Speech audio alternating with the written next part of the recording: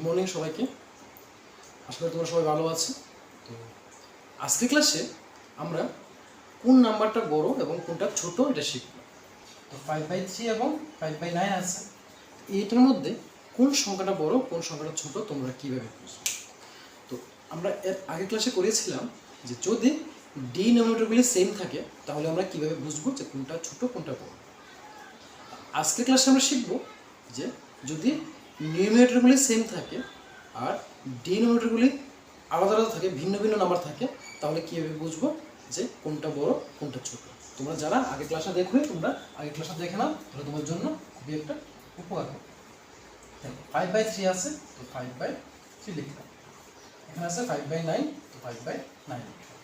দেখো 5/3 এবং 5/9 এই দুটোর মধ্যে কোনটা বড় কোনটা ছোট আমরা কীভাবে বুঝবো। দেখো যেহেতু উপরেরগুলি সেম সেম আছে,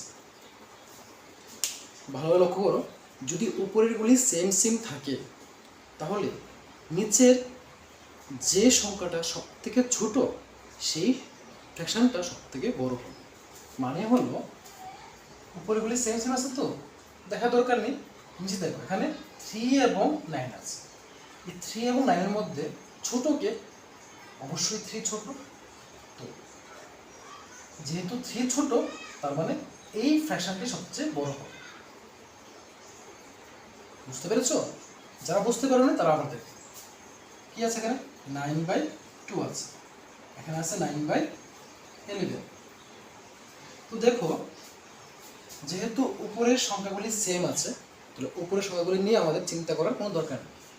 আমরা দেখব নিচের সংখ্যাগুলি, নিচে 2 আছে, এখানে 11 আছে। তো যদি উপরেরগুলি সেম থাকে, ভালো লক্ষ্য করো, যদি উপরেরগুলি সেম থাকে তাহলে নিচের যে সংখ্যাটা সব থেকে ছোট তার ফ্র্যাকশনটা সব থেকে বড় হবে।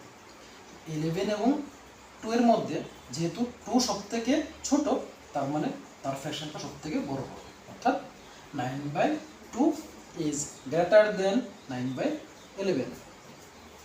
তারপর 20/7, এখানে আছে 20/3।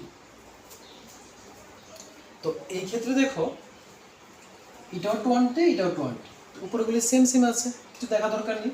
নিচে দেখো 7 এবং 3, 7 এবং 3 এর মধ্যে ছোট কি? 3 ছোট। তো আমরা কি বলেছিলাম, এই ধরনের ফ্র্যাকশনের ক্ষেত্রে নিচে যেটা ছোট হয় সেই ফ্র্যাকশনটা সব থেকে বড় হয়, অর্থাৎ 20/3 ইজ গ্রেটার দেন 20/7। নেক্সট 25/7 হলো 25/8। এখানে দেখো তো এটাও 25 এটাও 25, তো সেম আছে। নিচে এটা 7 এটা হলো 8, এই দুটোর মধ্যে ছোটকে 7 ছোট, তার মানে এই ফ্র্যাকশনটা সব থেকে বড় হবে। বুঝতে পারছো তো?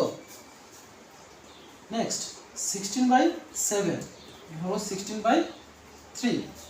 তো 16/7 এবং 16/3 এর মধ্যে দেখো যেহেতু উপরেগুলি সেম সেম আর নিচে এটা হলো 7 এটা হলো 3, তো ছোট কি?